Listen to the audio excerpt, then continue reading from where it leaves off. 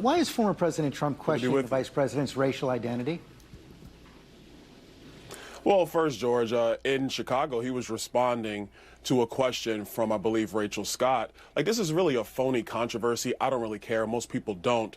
But if we're going to be accurate, when Kamala Harris went into the United States Senate, it was AP that said she was the first Indian-American United States senator. It was actually played up a lot when she came into the Senate. Now she's running nationally. Obviously, the campaign has shifted. They're talking much more about her father's heritage and her black identity. It doesn't really matter. The president mentioned it. What he also talks about far more frequently is the fact that Kamala Harris is the person who created this massive inflation, which is destroying black families, white families, Hispanic families. It's her failure as border czar that has left our southern border wide open, more than 10 million illegal immigrants coming into our country, record fentanyl coming into our country, which has killed more Americans than at any other point in the history of our country with respect specifically to fentanyl, and the fact that she and Joe Biden have unleashed one of the worst foreign policies in the history of our country that has us on the verge of World War III. That is Kamala Harris's record. President Trump talks about that frequently, but yes, he did mention it in Chicago in response to a question from Rachel Scott. And you just repeated the slur again. If it doesn't matter, why do you all keep questioning her identity? She's always identified as a black woman. She is biracial. She has a Jamaican father and an Indian mother. She's always identified as both. Why are you questioning that? Well, George, first of all, this is something that's actually a conversation throughout social media right now. There were a lot of people who are trying to figure this out. But again, that's a side issue, not the main issue. The main issue. Sir, one second. You just did it. You just did it again. Of the United States. Why do you insist on questioning her racial identity? You want me to talk? I want you to answer my question. George, now that you're done yelling at me, let me answer. He talked about it on the stage yesterday in Atlanta for, what, 2 minutes? He spent more than 35, 40 minutes going after her record, talking about how radical of a senator that she was. She was the most liberal senator in the United States, in the United States Senate. That is a fact. He talked about the job that she did as vice president of the United States, a job, I will add, which has been a failure for the American people. I know you guys like to glom on to this that he talks about in jest or in a serious manner for about a minute or so, but what you do not cover is the litany of failures of Kamala Harris. That's what you're not covering, George. So questioning somebody's racial identity for a couple minutes is okay? George, I'm going to tell you again, he brought it up. AP is the one that wrote the headline when she first came in to the United States Senate. Didn't talk about her being black, talked about her being the first Indian American senator. AP brought that up. I mean, George, we could have this conversation for the entire segment, but none of this matters to the American people. What matters to the American people is, are we going to have the same policies of the Biden-Harris administration that has been destructive of the American people, or are we going to have the policies of the Trump administration, which put America first, had low inflation, prosperous Americans, no matter your race, no matter your color, no matter your creed, and a foreign policy that kept America safe? Those are the facts that truly matter, because this issue is going to come and go. The lives of the American people is what's going to remain, and that's what matters more than anything else. If it doesn't matter, I don't understand why you keep on repeating it, why the president keeps on repeating it, why those introducing the president yesterday George, keep actually, on repeating I'm not the one who keeps repeating it. George, you're the one that's bringing it up now. That's you. You've done it, I understand why sir. you You've done it. You've done it 3 times. Every single answer George, you gave me. Now let me finish, sir. George, every single answer you gave, you repeated the slur. Asked me, George. That's why I'm pushing back on you now.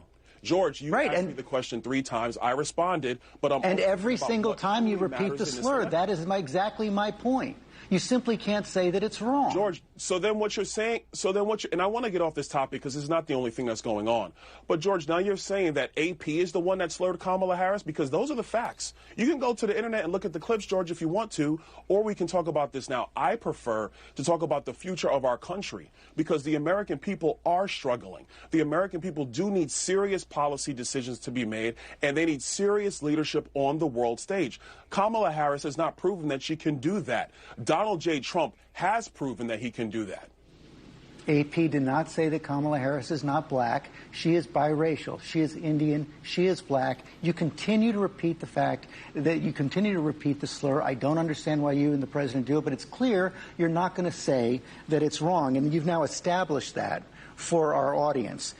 Trump also said at the convention that he would George, pardon January 6 rioters. Everybody look for themselves. Let's move on. I've already said that. Go ahead. On the internet, everybody. Let's move on. There we go. So, go on and repeat the slurs again. Trump also said at the convention. Okay, so that was Byron Donalds claiming throughout this entire interview that, again, just reiterating Donald Trump's attack. Here's the crux of what Byron Donalds is trying to say. The crux of what he's trying to say is that because just basically diffusing responsibility onto the AP by saying, okay, well, the AP said that she was the first Indian American U.S. senator, and so it's not us saying the slur, and by slur he means denying Kamala Harris's background. He's saying it's just the AP. The AP wrote the headline, which is true, that Kamala Harris is the first Indian American to get elected to the U.S. Senate, but it's not being said in the same context of how Donald Trump and Byron Donalds are saying it. The AP headline merely explained that she would be the first person that has Indian American heritage to serve in the U.S. Senate. That was the focus of that article. There wouldn't be an article describing a first if they just talked about the fact that she was black, because she wouldn't be the first black U.S. senator.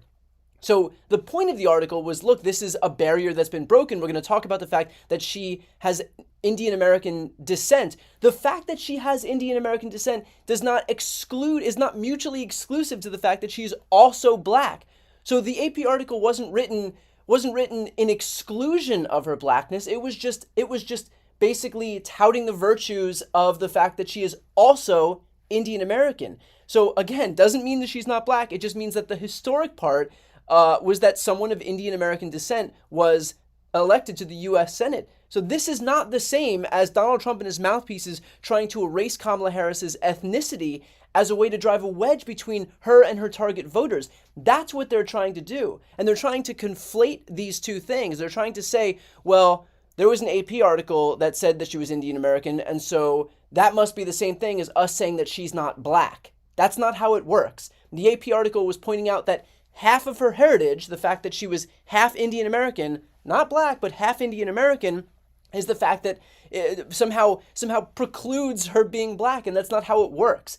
But these people think that their audience is so dumb, and that's really the irony of all of this. It's the contempt that they show for their audience, because anybody watching right now, there are a lot of you watching right now, you can see that if the AP article is talking about a biracial person and extolling the virtues of someone's heritage that would be historic in the U.S. Senate and not talking about the other half of their ethnicity, but just the one half, we can all recognize that that doesn't erase the other half of that heritage. It is just celebrating the half that is historic.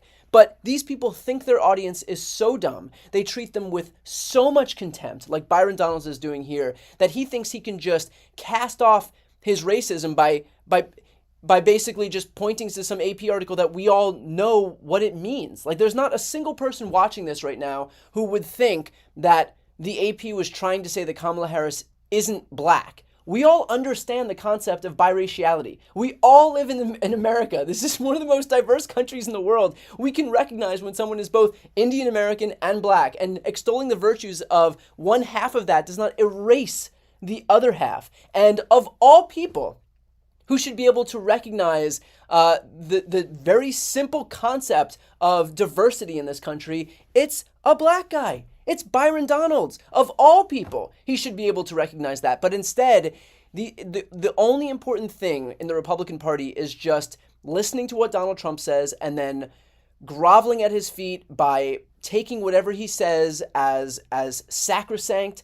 And so Trump makes fun of a black woman and denies her background. And then you have this guy who has so little dignity, even as a black man in America, so little dignity and so much blind devotion to Donald Trump that even he will carry on this exact racist attack that Donald Trump was carrying out in the first place and show up on national television and pretend. I mean, that's what he's doing. He's playing make-believe.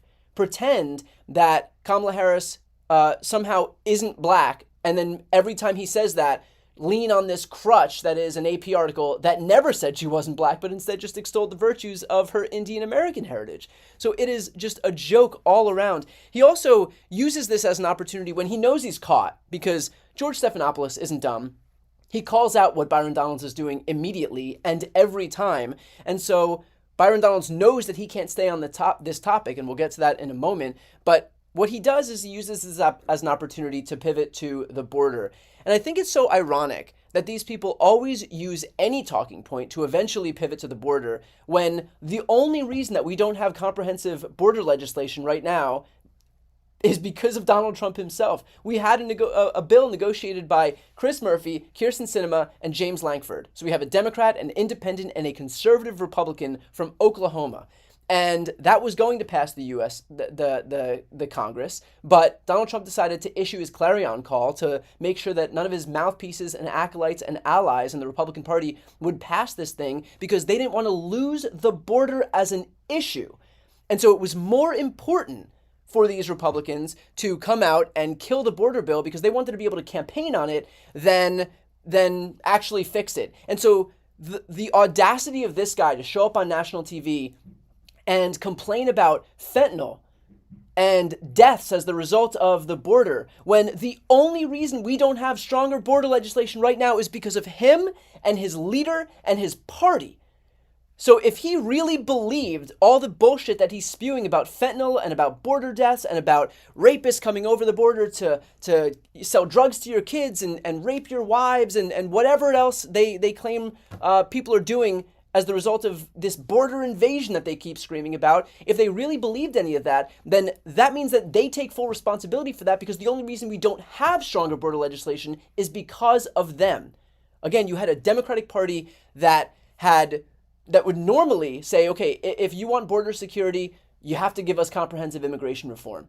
This time, Democrats didn't even require comprehensive immigration reform. They just said, we'll do border security. We're game. If it's that much of an issue, let's go. You have a president in Joe Biden who has already worked with Republicans to pass an infrastructure law and a gun safety law. And he's like, let's go. I'm game. I'm a willing negotiating partner, and you're not going to get one anytime soon. So let's do this thing. And yet Republicans, who complain on a daily loop about how dangerous the border is, decided, we can't lose this as an issue in the campaign to fearmonger about to our audiences, so let's just kill the bill that our side negotiated. So for this guy to show up on TV and complain about fentanyl and deaths as the result of the border, when it's his party and his party alone that's responsible for any border crossings that might have caused any crime, that's like, putting this guy's moral bankruptcy on full display. He also claims somewhere in there that somehow Joe Biden got us involved, got us to the verge of World War III. What? This is like the most peaceful time in human history. And the only reason that the whole world has rallied behind Ukraine is because we recognize the dangers of emboldening Russia. Think about it. If the rest of the world, if NATO didn't rally behind Ukraine and just allowed Russia to go in and take over parts of Ukraine, that would immediately show Russia's biggest ally, China, that they have carte blanche to do their own imperialistic actions, and they would go into Taiwan. And so now you have Russia taking over Ukraine, you have China taking over Taiwan, and just give that new axis of evil carte blanche to create a second wave of imperialism in the world.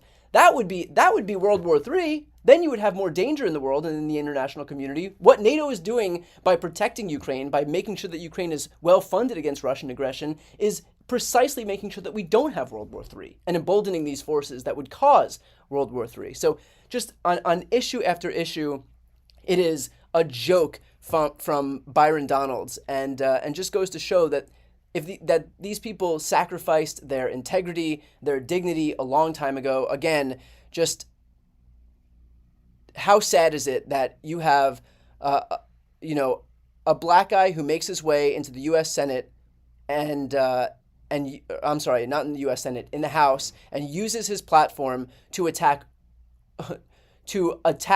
the first black female nominee for president of the United States. That's what he's doing with his platform after he defied whatever odds he had to get into the Congress. Because let's be clear, there are not that many black people in Congress, and there's certainly not that many black people in the Republican Party in Congress. So for him to use his platform to just attack a black woman, it just goes to show that they're willing to sacrifice anything if it means that they can suck up to Donald Trump, give him 5 minutes of servitude on national TV, and that's exactly what they'll do. With that said, I do want to talk about the Veep stakes for a moment, but just a note for everybody watching right now. If you're not yet subscribed to this channel, it would be a huge help for me if you could subscribe, because we are very close to 3 million. We're less than 5,000 away, and about half of the people watching right now are not yet subscribed. Half of the people watching in this live stream are not yet subscribed. So if everybody who's not yet subscribed just subscribe to this channel right now, we would literally hit 3 million in real time. It would happen on this very live stream, which would be quite cool. So again, for those who are watching, if you appreciate this live stream or just my channel more broadly, please do me a favor and hit the subscribe button. I very much appreciate it.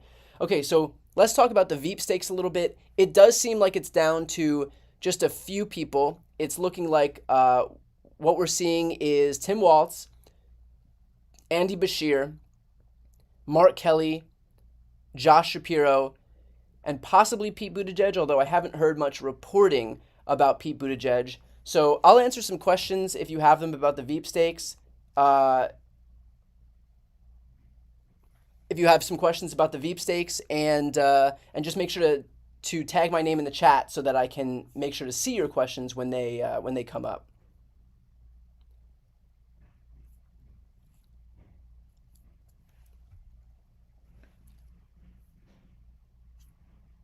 Well, let's do this, actually. Let's take the opportunity to see, to do a quick poll to see where everybody's at. Who would you like to see as VP? And I'm going to make this poll. The polls have a max 4 options. So we'll do Tim Waltz. We'll do Josh Shapiro. We'll do Andy Beshear. And we will do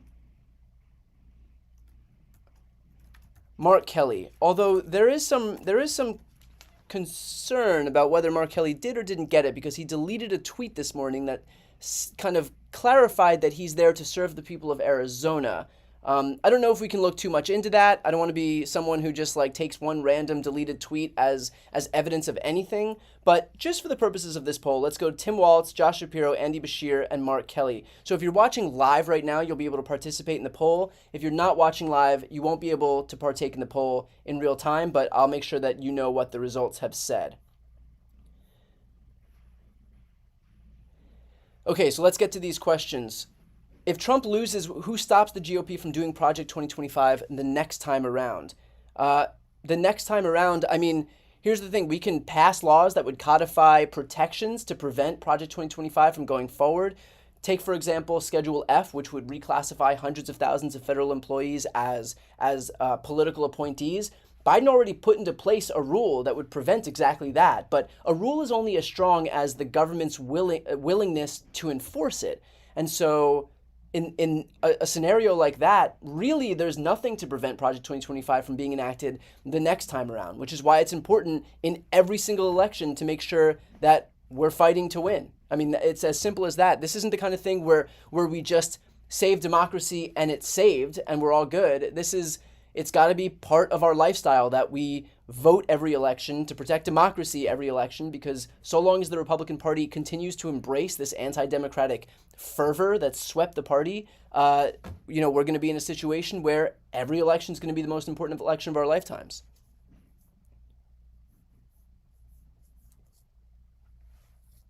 So the poll is who we want. This is who you would prefer. And we'll go a few minutes on this poll. We've already got about 3,000 votes on the poll, so we'll continue going for a few minutes. If you have questions, by the way, make sure to tag my name so that I can see them. And if you're not yet subscribed and you want to participate in the chat, all you have to do is click the subscribe button. It doesn't cost you anything to subscribe, but this way you'll be able to write in the chat. Why wasn't Jamie Raskin a candidate? That's a great question. I think that, I mean, look, if there's any human being in the world that I have reverence for, it's Jamie Raskin. We have our series on this channel called Class with Jamie Raskin, which, by the way, each episode averages like 2 million views, 1.5 million views. Our last episode of Class got almost 3 million views. So again, another reason to subscribe. In terms of why he wasn't a candidate, I'm not exactly sure, but I do think that he enjoys his place in the House. Remember, Jamie Raskin opted not to run for the U.S. Senate because now he has an important position as chair of the Oversight Committee. Or I'm sorry, ranking member of the Oversight Committee in the House because Democrats lost their majority, but still he's a high-ranking official in the House. Had he ran for the U.S. Senate, he would have lost that position and he would have been the junior senator from Maryland. So I think that he recognizes the importance of his role in the House, especially when he sits on the same Oversight Committee as Marjorie Taylor Greene and Lauren Boebert and a bunch of these other clowns, James Comer. So someone like him being there to just rebut the avalanche, the deluge of misinformation and disinformation is especially important right now, and who knows, maybe that was not worth giving up. But I can't say for sure. I mean, look, Jamie Raskin is going to be probably the best at any job he does. So it's not to say he's not qualified, because clearly he is.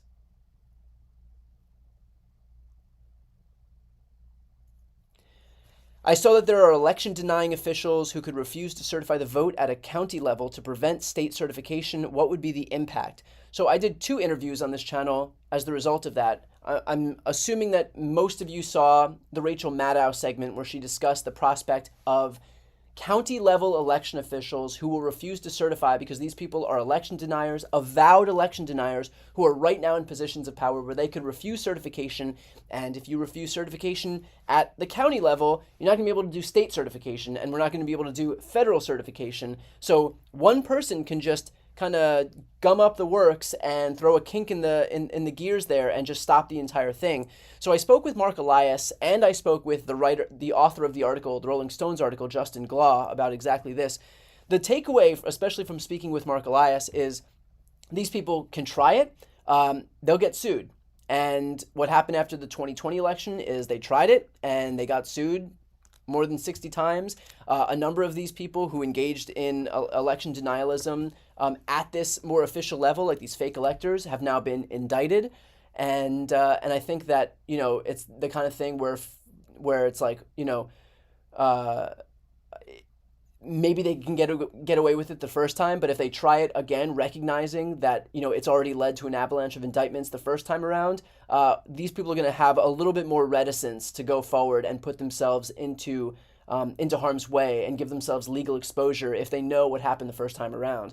So again, we fully expect there to be some county level officials, but know full well that there are people on the Democratic side who are fully prepared to sue them if they do that, and that if there's no basis for what they're doing, they're not going to have a case, and they're going to get swatted down in the same way that it happened in 2020.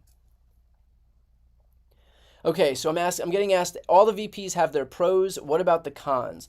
So let's discuss the cons of these different candidates. The first is Josh Shapiro. There has been some consternation in the media, especially among progressives, that he's too bullish on Israel. And I think one of the virtues of Kamala's campaign is that she's been able to distance herself from the baggage that Biden held with regard to Israel, Gaza. So there is some worry among progressives that Josh Shapiro would kind of bring that baggage back. That's the con of Josh Shapiro. Obviously, that's, there is the pros of Josh Shapiro is that he is right now the governor with 61% approval of a state that Democrats absolutely need to win. Period. Full stop. It's going to be a difficult route to the White House without the state of Pennsylvania. In terms of the tipping point states, it probably goes somewhere like Michigan, Wisconsin, Pennsylvania, and then after Pennsylvania comes Arizona and Nevada and Georgia. If we don't win Pennsylvania, it's not even enough. And if we don't win Pennsylvania, but let's say we win Michigan and Wisconsin, it's not enough to just win one of those 3 states that I named after that, Nevada, Arizona, and Georgia. We have to win 2 of them. So it's a heavy lift. If we win Pennsylvania, then Pennsylvania, Michigan, and Wisconsin, that's the election, and we win. Without Pennsylvania, we're looking at Wisconsin, Michigan, and then 2 out of the 3 of Nevada, Arizona, and Georgia. So, or North Carolina, you can throw in there as well. But it's all of those are heavy lifts. These are not blue states by any means. Like, these are swing states. So we have to be, careful about not taking advantage of every opportunity that we have. And so the pro for Josh Shapiro, of course, is that he's the very popular governor of a must-win state of Pennsylvania. Then we look at someone like Tim Waltz. I think that there's probably no cons of Tim Waltz other than the opportunity cost of not choosing somebody who might confer a direct electoral advantage like Josh Shapiro in Pennsylvania or Mark Kelly in Arizona. So it's not really that there's anything wrong with him. He's been a phenomenal candidate. He's an excellent surrogate. He leans into progressivism, and he's done a ton of good work in Minnesota, passed a ton of progressive legislation in Minnesota, and really made that state a model for what this country could look like with unapologetic progressive leadership. The only question is, if you have somebody right in front of you, like Mark Kelly in Arizona or Josh Shapiro in PA, are you giving up too much by choosing somebody who comes from Minnesota where there might not be some huge bump? I mean, we've already got Minnesota in the Democratic column, hopefully, and so it's really the opportunity cost that's the biggest con there. Andy Beshear, same thing. There's really no con to him. He's a super effective Democrat who was able to win even in a dark red state like Kentucky, but same deal. Are we giving up too much by virtue of not choosing somebody who might be able to confer some direct electoral benefit? And the answer is I don't know. Then we look at someone like Mark Kelly, for example, and the pros are clear. The guy's an astronaut, able to win handily in a state like Arizona. The pros of Mark Kelly is that if you take him out of his seat, that is a swing Senate seat in a tough state for Democrats, the state of Arizona, we wouldn't just have to, and he would be replaced by the Democratic governor, Katie Hobbs, so there would be a Democratic replacement, but that person wouldn't just have to, fight for re-election in 2028 when Mark Kelly's term is up. They would also have to sit for a special election in 2026. So we wouldn't just have kind of an uncertain candidate to take Mark Kelly's place and run for re-election in 28. We would have 2 elections in a swing state and all of the disadvantages that come with that. That means a lot of money spent. That means that we could potentially lose the Senate in 2026, depending on what happens if we don't have a strong enough candidate in there. So a lot of questions about the danger of putting somebody in a seat where we don't necessarily know what it could look like down the road. I mean, Mark Kelly is a very strong senator, and our chances are very good so long as he continues to remain in that seat. So that's really the lay of the land in terms of all these people. The good news is that there are no bad choices here, at least in my opinion. There's no bad choices. I think anybody who she chooses from this list, and by the way, there's also Pete Buttigieg, who is an absolute assassin when it comes to taking on Republicans and going on Fox News and finding people where they are and being able to persuade them. And that's really the name of the game in politics right now. It's being able to persuade people who might not have been on our side. So I don't know what the right answer is here. Luckily, I'm not the one who's going to be making this decision. I actually don't even have a strong preference, because I guess there's no point in really digging in on a strong preference right now, and we're going to have the answer to this question in the next 48 hours. This question will be answered before the 7th, and I believe that we're going to see a rally in Pennsylvania, I want to say on August 6th, and so I believe that within the next less than 48 hours now, we're going to have an answer to this question of who the vice president is going to be. Kamala Harris has met with a raft of VP candidates today. Andy Beshear drove in, Mark Kelly, Josh Shapiro. I haven't heard anything about Pete Buttigieg meeting with her, but it's not the same thing. Him going to meet with her is not going to get the same coverage as a governor or a senator coming in from their state. They were probably a few blocks away from each other. So in any case, we will see what happens in the very near future. And I should just note that as soon as we do have a decision in terms of who the VP pick is going to be, I will make sure to come on immediately and live stream it. So again, for those who are watching right now, if you want to be able to catch that live stream, please make sure to subscribe to this channel and hit the notification bell. This way you'll get an alert as soon as I do go live. Okay, with that said, if you have other questions that you want to throw in, make sure to throw them into the chat, and I'll do my best to answer them.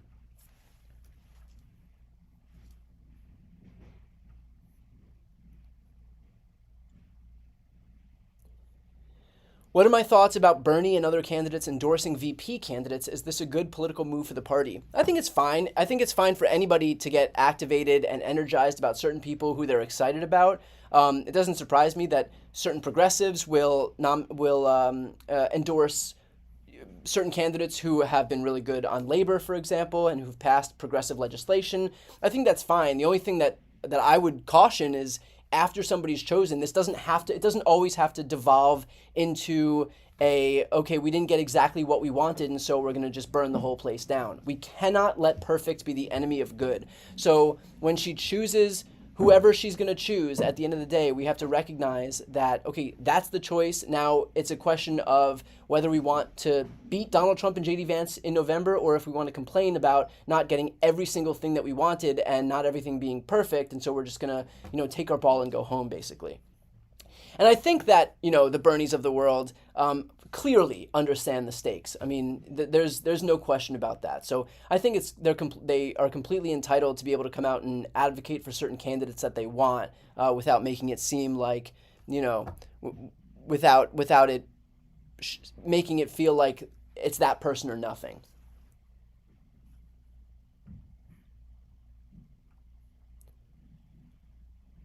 Wouldn't Mark Kelly bring Republicans against Trump into the fold? Of course, yeah. I mean, a lot of these people would. Look, Mark Kelly won in a red state, ostensibly with Republican votes. Andy Beshear won in a red state, ostensibly with Republican votes. Josh Shapiro has 61% support in a 50-50-ish state.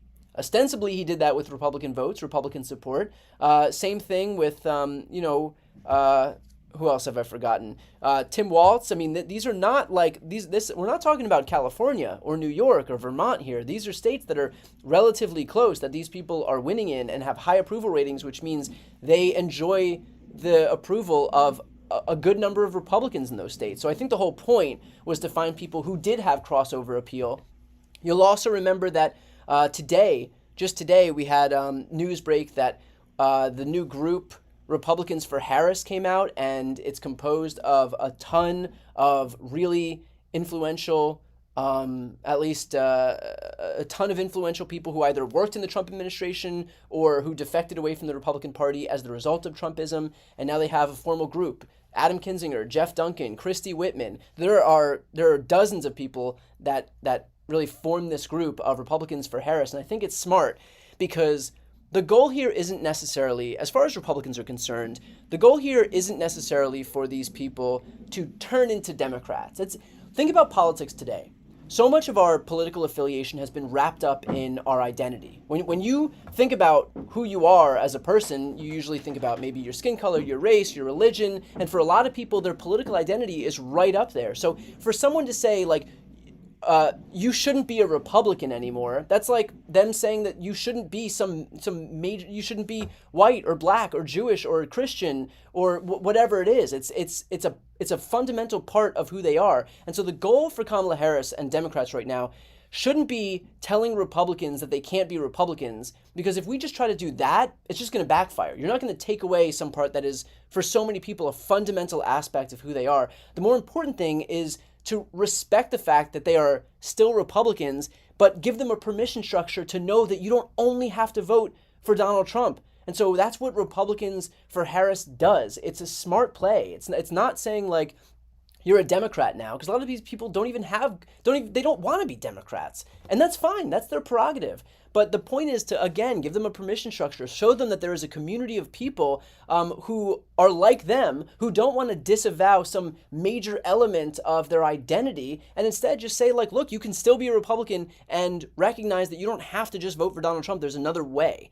And giving these people kind of the autonomy to do that, and to reach those voters, and not have to have the Harris campaign just take time out of its schedule where we also have to reach our base. Instead, it gives those people, who, by the way, are more trusted messengers anyway than a bunch of radical communist Marxist Democrats, let those people talk to voters who identify with them. So I think it was just a really smart move all around for this group to come into formation here.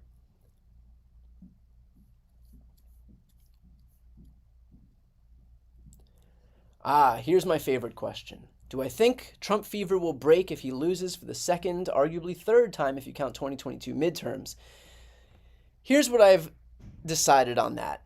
And I've used this analogy before, so I apologize if you've heard this before, but you know when you watch those zombie movies and you have like the main zombie, and when you kill the main zombie, all of a sudden all of the people whose brains had been like taken over by zombieism, as soon as the main zombie dies, those people snap out of it and they're like, what happened? Where was I? Like, what was I sleeping? That's not going to happen. Like, these people in the Trump base are true believers of Trumpism, and the people who are coming up in the Republican ranks are espousing Trumpism. And there is no incentive structure in the Republican Party to do moderate politics. Think about the moderates in the Republican Party. Think about the Adam Kinzingers. Where is he right now? Think about Mitt Romney. Where is he going after the next cycle? All of these people who were willing to work across the aisle, or who were willing to acknowledge objective reality about the 2020 election, those people are gone. They've been excommunicated from the party. That is why we have Republicans for Harris. That's why we have that group right now, because these people are persona non gratas in the GOP. So I don't think there's any incentive structure whatsoever for any new Republicans to come up and embrace, moderate politics. It's going to be more Marjorie Taylor Greenes and Lauren Boeberts and Matt Gaetzes and Jim Jordans and James Comers. Look what happened to Elise Stefanik. She was an avowed moderate, and now she's turned into the most slavishly loyal MAGA sycophant that you could possibly find, whose life revolves around bending the knee to her God King. That's what the GOP is today. And if it's not Donald Trump himself, it's some perverse form of Trumpism that's going to succeed him. I mean, look who he chose as his heir on his presidential ticket. It's J.D. Vance. Not somebody who is moderate, not somebody who came from some swing state, not somebody who was a different race or religion or ethnicity. It was a carbon copy of him. And look at how the base rallied around him. Look at who was advocating for him. It was Don Jr. and Tucker Carlson, the younger people in the GOP, the people who whose words have weight in that party and who can influence decisions in that party. So that's the future of the party. The future of the party isn't going to be like Mitt Romney. It's not going to be Nikki Haley. The only reason that Nikki Haley had any votes for her is because people viewed her as a vehicle for anti-Trump sentiment, and she became excommunicated from the party. Although she thinks that by virtue of endorsing Donald Trump at the RNC that's going to help her at all. It's not. She has no future in that party unless she can just conform to exactly what Elise Stefanik has conformed into, and Marjorie Taylor Greene and all of these other MAGA sycophants. So I don't foresee any time in the near future where things are going to change. And the reason for that mostly is because usually when you lose an election, you can take that opportunity to say, okay, we lost because the voters rejected us, and so we're going to take this opportunity to retool and figure out how to win, because ostensibly you want power, and to get power you have to be responsive to the actual voters who vote you into power.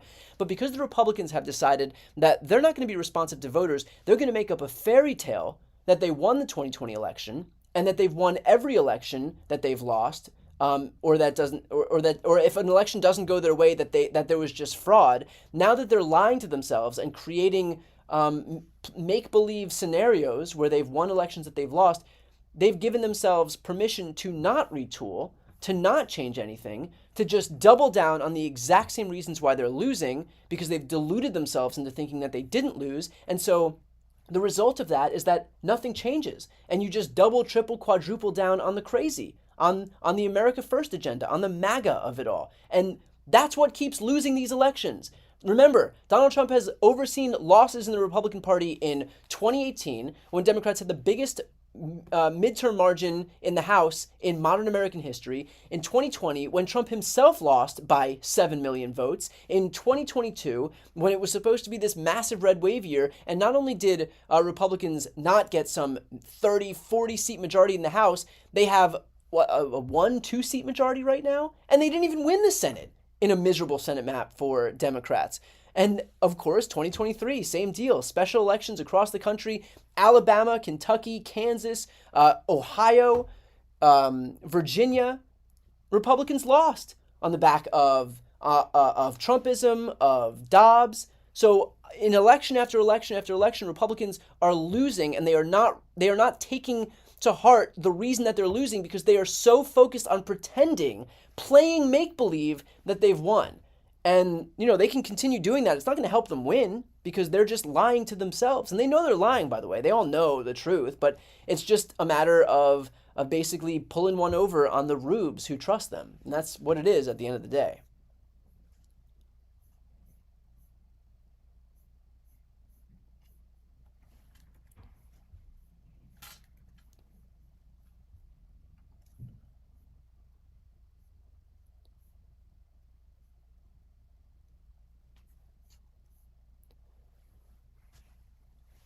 Let's see. I am being told, by the way, to go full screen. So let's go full screen.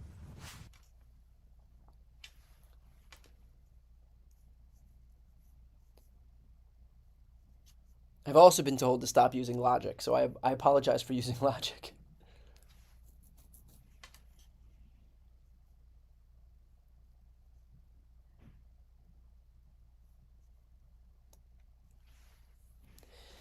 Here's a good point. I feel like the Trumpism will need to go away through generations, not through a change of mind. And I agree with that. I think that so long as you have, and look, these are largely older folks who've been manipulated, through years of indoctrination by Fox News, more recently Newsmax, OAN, right-wing media, Rush Limbaugh, until they get until these people cycle out and we have a younger generation in who has more social media literacy, digital media literacy, just ability to discern truth from fiction. Until we have that, look, there are still going to be enough people in the Republican Party that believe this stuff that's going to cause these Republicans not to change course, basically, because it's working for enough of them.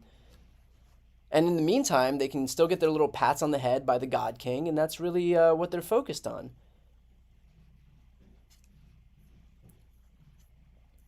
Okay, I'm going to answer a few questions. I will take a quick opportunity right now before we finish up here. Again, if you're not yet subscribed to this channel and you want to support my work and help me get to 3 million, I'm just a couple thousand away at this point. So if you're not yet subscribed, please do me a favor and subscribe to this channel. It does not cost anything to do so. And again, it's a great way to support what I do. I don't do paid sponsorships or ads or anything like that. So this right here is a great way to just support my work.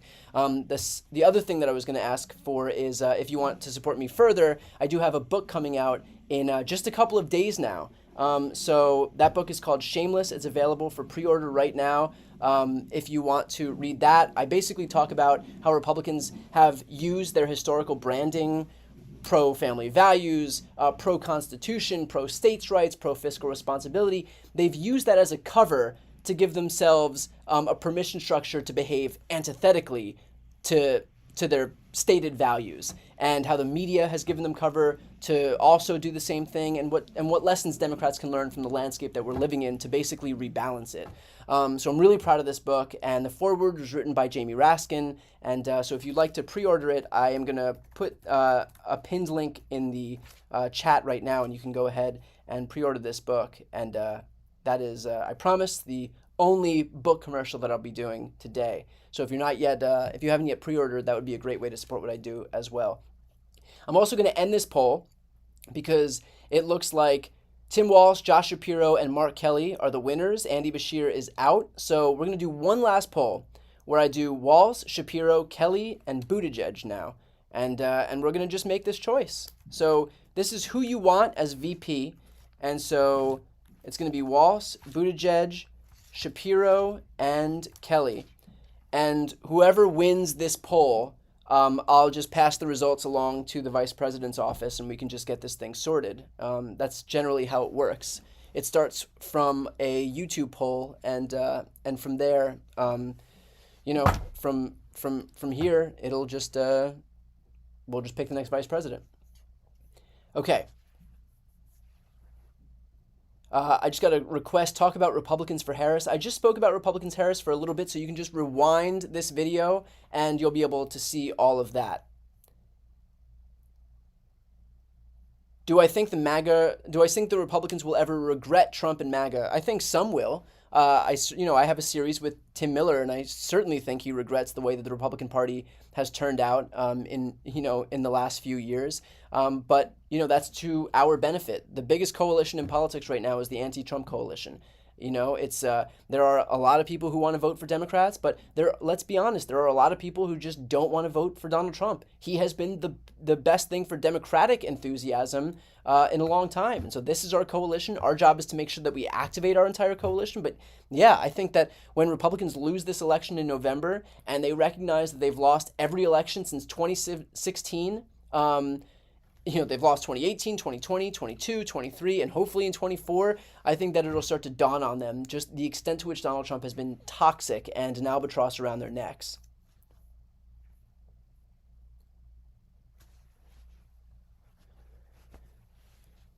What would it take to get rid of the Fox network? I don't see them running out of money anytime soon. Could legislative action be taken? No. The answer to that is no. What we have to do is just embrace and support progressive media. I mean, that's why I do what I do. A lot of people ask me, especially during these live streams, when I'm going to run for office. I'm not going to run for office. I don't think I'll ever run for office because I think progressive media is really the front lines of this whole fight. I mean, think about the difference in the Republican Party from 1974 when Richard Nixon was forced to resign because there was too much political pressure on him after Watergate to today, armed with a huge, powerful right-wing media ecosystem where Donald Trump incited an insurrection at the U.S. Capitol. Not only was he not excommunicated from the party like he should have been, he was embraced to the point where he is now, yet again, the Republican nominee for president. That is the direct result of the effect that media has had. And we go back to the Roger Ailes memo, which incidentally I wrote about in my upcoming book. A lot of this goes back to the days of the Ailes memo that led to the creation of Fox News. I talk about Project Red Map, which was implemented in 2010 in the aftermath of Obama getting elected, where they begun gerrymandering. Republicans are very good at establishing plans and setting them in motions, plans that will bear fruit much later, years later. And we're seeing the result of that right now. Republicans have done that with Fox News, and so I think it's incumbent on us to support independent progressive media to act as a bulwark against the Daily Wires and the Rush Limbaughs of the world, and Fox and OAN and Newsmax and Dan Bongino and Steve Bannon. There is so much right-wing media, and it's so effective at manipulating people. And so we need someone to fight back. We need a strong ecosystem on the left to be able to fight back. So our job can't be, okay, how do we shut down Fox News? It's to bring more people into our movement by making sure that we flood the airwaves, flood YouTube, flood the internet and podcasts with factual information that rebuts all of the right-wing disinformation out there.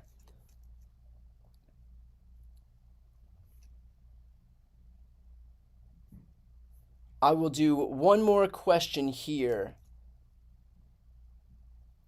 Do I think reminding people of January 6th would help Kamala's campaign? Of course. I think, a lot of times the media will poo-poo the issue of democracy as a potent campaign issue because the pundit class loves to say that nothing matters except economics and the economy. And so if you're not talking about the economy, everybody else could give a shit what happens to our democracy.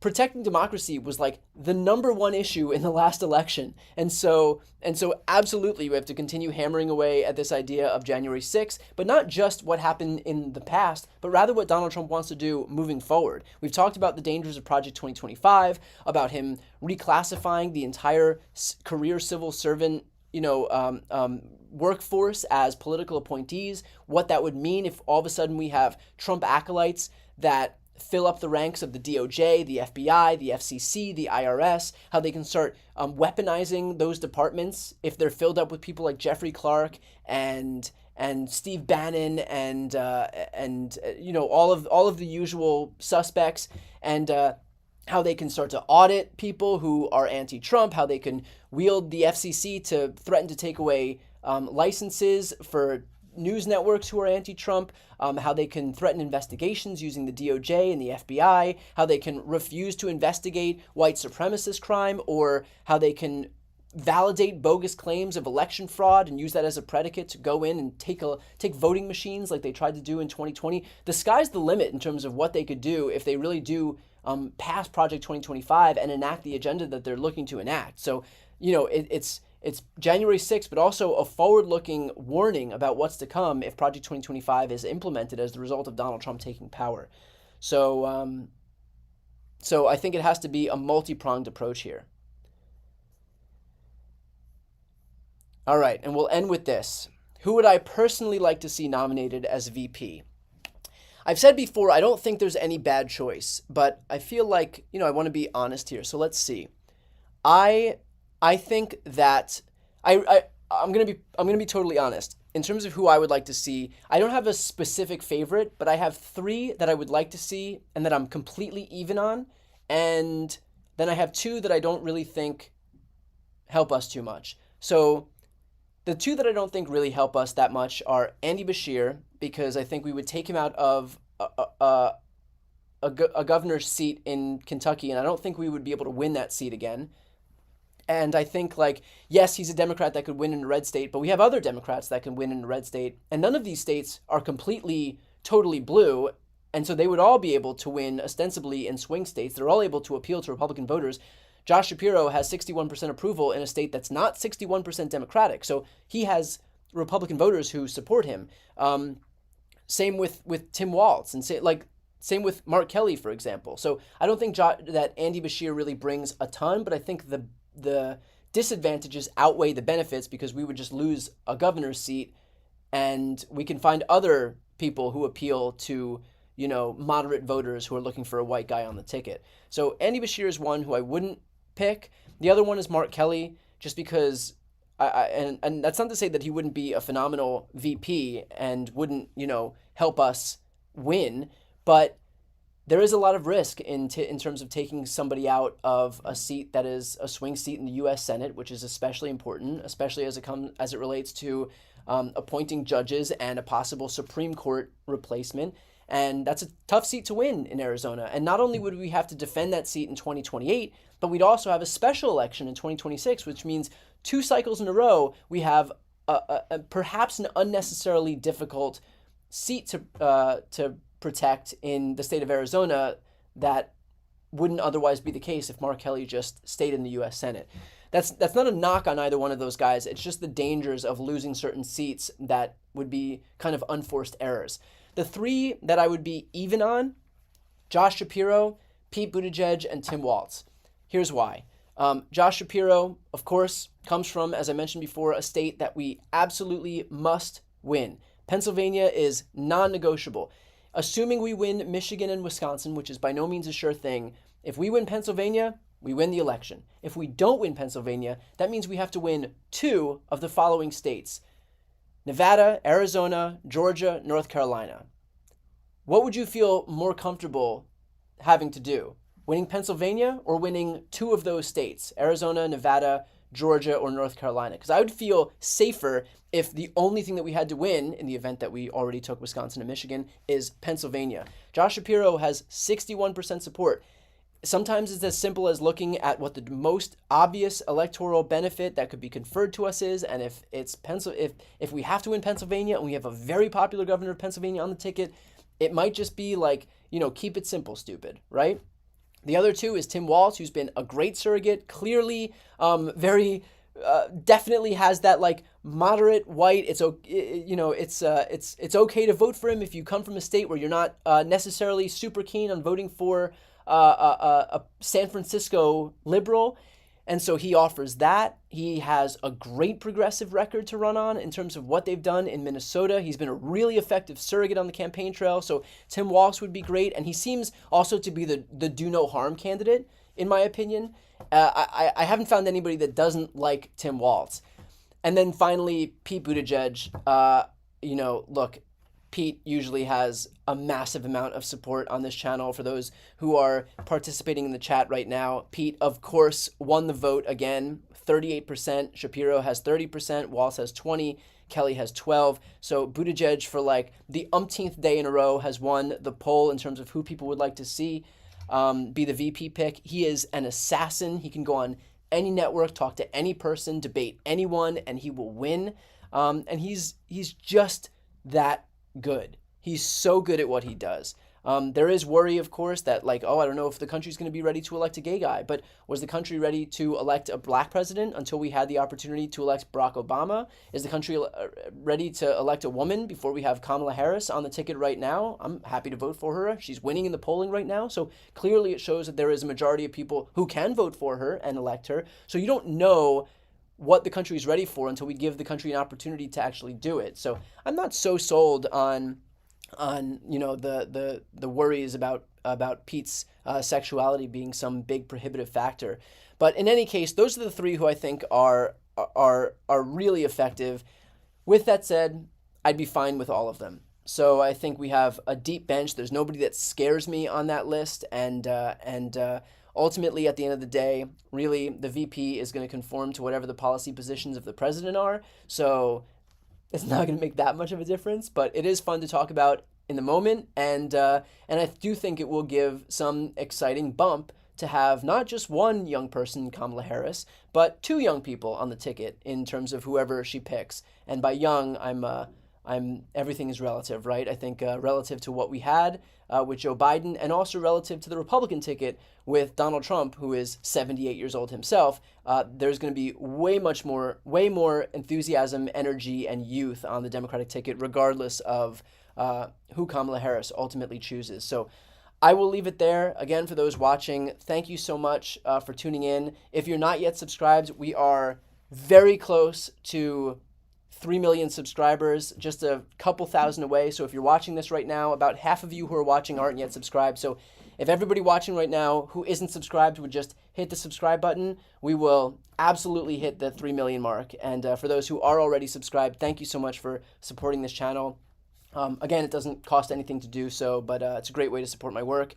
The other way to support my work, of course, is to pre-order my upcoming book, Shameless. I've pinned the link to Shameless in the comments of this video, or you can just check out Shameless by Brian Tyler Cohen on Amazon, Barnes & Noble, bookshop.org if you want to support independent booksellers, and we'll leave it there.